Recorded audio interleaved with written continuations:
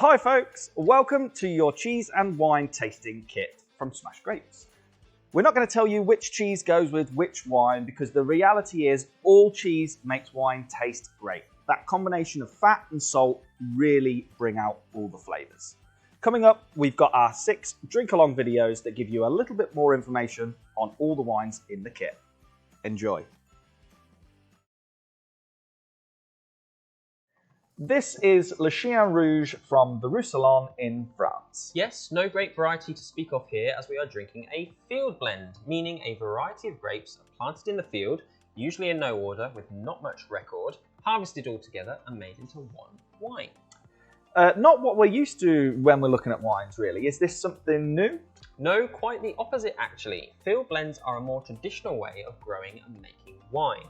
The idea being that as different grapes do better in different weather conditions, you hedge your bets by having a decent variety growing across the field. That way, whether it's a particularly hot year or a particularly cold year, there'll always be a consistent crop. Okay, so vineyards or winemakers that specialise in just 1 or 2 grapes, that's actually quite a new thing. Yes, that's right. Having what we call a single varietal wine is actually fairly modern, something that came in with the rise of the New World wine regions. However, it leaves them open to risk. If you have the perfect temperate climate to grow, say, Merlot, and then one year it's freakishly cold, the Merlot will suffer. You'll either get less wine or it will taste different, which usually leads to price changes. With field blends having different players that do well in different conditions, you're increasing your chances of a win. Okay, I get all of that. That's all well and good. But how will I know if I like a field blend if I don't know what's in it? Well, if you look around at what else is growing in this part of France, Carignan is an important grape in the region, as well as unknown native varieties like Calaдаc and Marcelin. So we can make a guess that those will be somewhere in this wine. Think of this wine as a bit of a mutt. It's got grapes that are full of red fruit flavours, some more dark fruits. There are some flowery flavours and also something the French call garrigue. It's the name for all the low-growing bush and shrub life you find clinging to the rocks in hilly areas around the Mediterranean. They all contain wild herbs like oregano, rosemary and lavender. They say you can taste that too in these types of wines. Okay, so a real mismatch of flavours. What will it go with? This is a great wine to pick for one of those one-pot wonders where you've thrown in everything, like a stew or a casserole, something with a rich gravy. Sounds great to me. Cheers.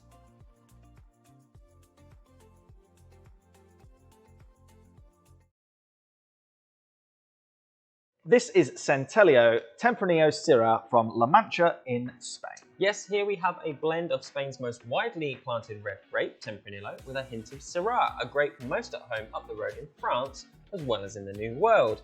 Tempranillo blends are the staple of what the Spanish like to call, and a style of wine we love, table wines. Now, I am a big fan of table wines because I think they're the very symbol of what a wine should be. No fuss, no frills, just really tasty, really easy drinking. They don't need to be the centre of attention, more like the accompaniment to whatever you've got going on. A great family meal, a wedding, whatever the occasion is. That's right, and the Spanish, particularly in La Mancha, are excellent at these types of wine because they have been doing it for so long. Every man and his dog make their own wine in this part of Spain, and they make it for one reason only, quenching thirst. But there is a bit of science behind it. Tempranillo is a high acid grape variety for red. It maintains acidity even when fully ripened in the Spanish sun. Acidity is the mouth-watering, thirst-quenching element of wine. The Syrah adds a little more extra fruitiness, which makes it moreish, and that's exactly what we have here. Thirst-quenching, but moreish wine. You could sink the whole bottle accidentally very easily. I think the key to a good table red as well is nothing too big and brash. Those big Aussie Shirazes that rip your face off are all very well and good with a bit of steak, but you want something a little more relaxed for your casual drinking. Absolutely, Tempranillo is a great example of a medium-bodied red grape. That means the alcohol and tannins stay fairly low and the acidity high, making the overall body of the wine about medium, a great all-rounder at the dinner table. So I'm guessing the food pairing with this is pretty, anything really. Yeah, I mean, so many things come to mind here. A bit of roast lamb, even some mild curries or casseroles. The Syrah just gives it a peppery spice that you could match with all types of seasoning. Oof, sounds like a feast. Cheers.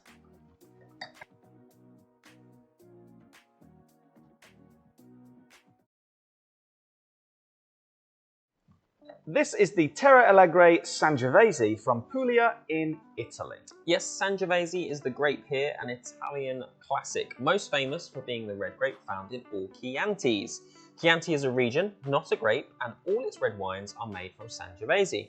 For this Sangiovese, however, we are in a different part of the country, right down south of Italy in the region of Puglia, a Smash Grape's favourite. Now, I know that Chianti is a DOC region, much like the famous regions of France like Bordeaux and Burgundy, with strict and frankly overcomplicated classification structures. One of the more stuffy Italia regions, shall we say. Whereas Puglia is a bit of a Wild West. How did Sangiovese make its way down there? To be honest, this is the first I've known of Sangiovese in Puglia. What we know about Puglia is it's very hot and very rugged. For grapes to do well in Puglia, they have to be as hard as nails and have a very tough exterior. In fact, the two reds most famous from the region are Negro Amaro and Primitivo. Primitivo being the Italian and original name for Zinfandel, the big beast of a red wine found in California, which gets made into awful rosé. Both Negro Amaro and Primitivo are massive red wines. The Puglian heat makes them melt into jammy, rich, spicy, velvety delights. A Sangiovese planted in this region is going to be a little bit less of a beast, but still collect some of those jammy flavours. Ah, jammy. A word we love at the moment when it comes to red wines. So I guess we could think of Sangiovese in Puglia a bit like a Brit abroad, coming down to spend a couple of weeks on the Costa Brava, getting a bit burnt, soaking up some of the culture. Perhaps the most perfect tasting note I've ever heard. This Sangiovese, unlike the high acid, high tannin wines of Chianti, is intense with hints of jam, velvety sweet tannins, and at 12%, unlike most of the monsters from Puglia, highly, highly drinkable. And what will this be highly drinkable with? If you're planning on really taking your time with a classic Italian beef ragu, this is the wine to do it with. Oof, all over that. Cheers.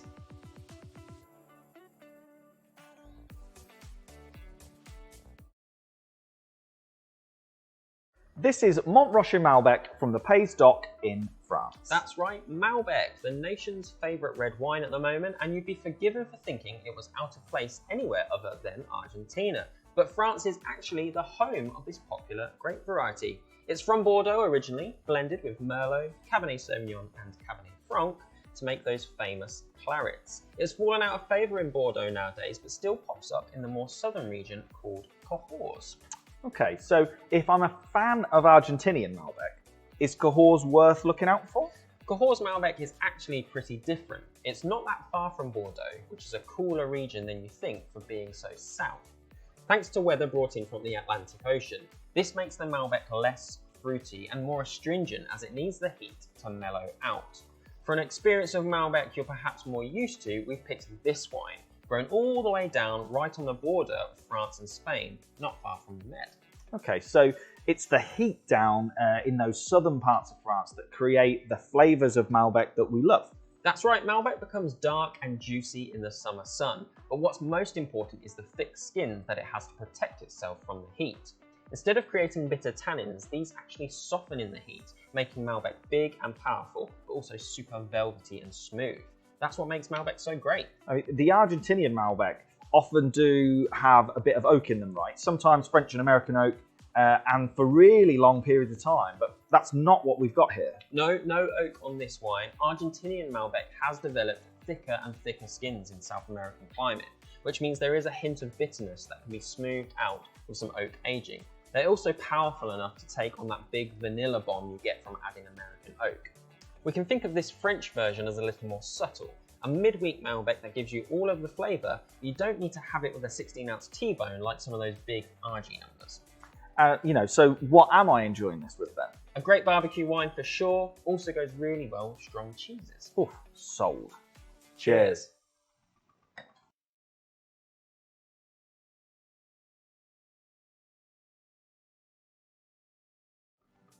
This is Familia Pacheco Monastrell from Jumilla in Spain. Yes, if you're looking for the big guns, Jumilla is the place to go in Spain. Their signature grape, Monastrell, aka Mourvedre in France, is like their Australian Shiraz. This wine has power, has guts, and is one of my absolute favourite wines to drink in the world. Oof, drop in the favourite bomb.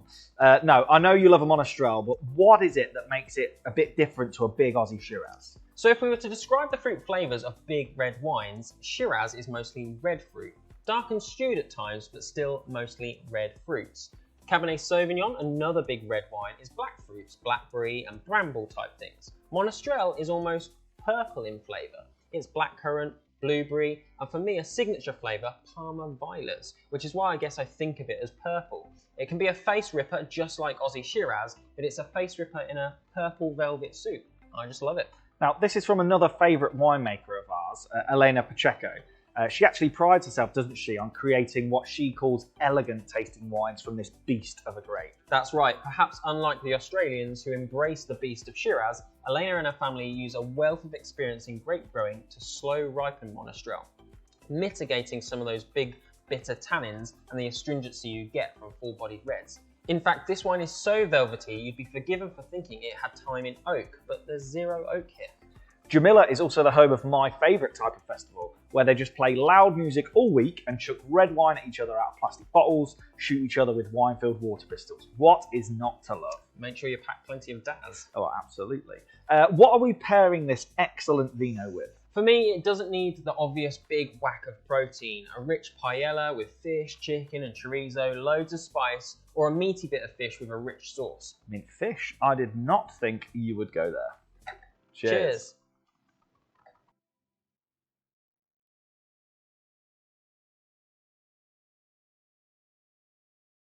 This is Electric Bee Primitivo from Puglia in Italy. Yes, Primitivo, the signature grape of this southern Italian region, but perhaps more famously known as Zinfandel. This grape actually started its life in Croatia with a name that I'm not even going to try to pronounce. It very much made its home in Puglia, however the Californians have made it their own under their own name. Okay, but hang on. When I think of California Zinfandel, I think of that questionably cheap, neon pink, sweet rosé, more than often consumed out of a box as pre-drinks by students. Surely this is not the same thing. Well, actually, what we call white Zinfandel is made from the same grape. However, red Zinfandel wines make up some of California's best and most prestigious vino. Very good if you love big jammy reds. We see a little red Zinfandel in the UK, but not a huge amount, and the good ones tend to be expensive, as good American wine does cost a fair bit. So can we expect the same from this Primitivo? Absolutely. Puglia is one of Italia's hottest regions. It's desert-like, not dissimilar to California. As a result, those dark fruit flavours become rich and jammy in the sun. Puglia is also a fantastic region for full-bodied Italian reds on a budget. It's a region with some of the fewest DOCs or accredited regions. Winemaking is considered rustic, but don't let that put you off. When would you ever turn down rustic Italian cooking with generations of experience? The same applies for the winemaking. Okay, I mean, also, half of Italy's olive oil is produced in Puglia, so there's a little fact for you to take home with you. What would I do without your contribution to these tastings? Well, you know, look, you're welcome. It's big, it's fruity, it's surprisingly easy going for this part of the world. Not the beast I was probably expecting, actually. Yeah, for sure. It's been very carefully managed by the winemaker. Lots of coastline for cooling sea breezes here, stretching out that ripening process to mean that it doesn't reach peak jam before those thick skins and bitter tannins have been well mellowed out. Okay. I mean, you know, I'm feeling pretty mellow after a few glugs of this. You know, what can I pair that with? Rich red sauces, and I don't mean Heinz, anything with tons of tomatoes in. Oh, delightful. Cheers.